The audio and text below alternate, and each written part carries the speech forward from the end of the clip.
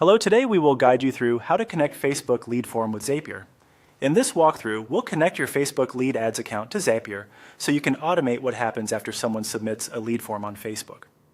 Before you begin, make sure you're signed in to the correct Zapier workspace in your browser and that you have admin access to the Facebook page that owns the lead form. Having the right permissions up front will save you time later.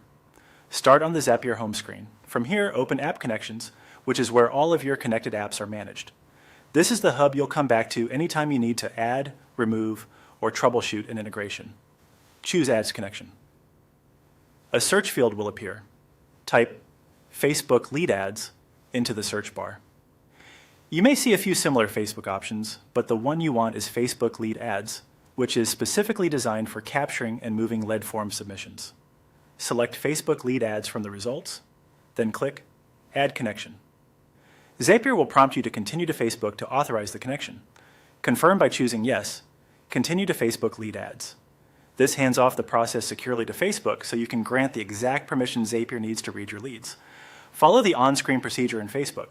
If you're not already signed in, log into the Facebook profile that has admin access to the page hosting your lead form. When asked which assets to allow, select the correct business and page and keep the recommended permissions enabled.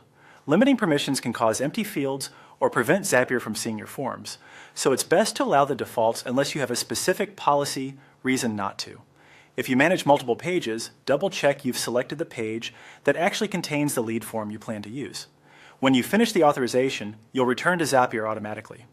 You should now see your Facebook Lead Ads account listed as connected in App Connections.